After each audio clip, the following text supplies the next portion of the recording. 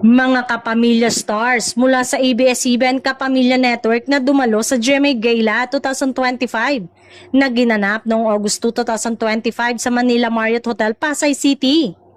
Ann Curtis, Vice Ganda, Darren Espanto, Ryan Bang,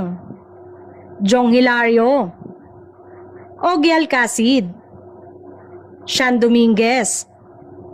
Esnir, Cyril Manabat, Kira Balingir, Brent Manalo, Emilio Daes, River Joseph, AC Bonifacio, Clarice de Guzman, Bianca de Vera,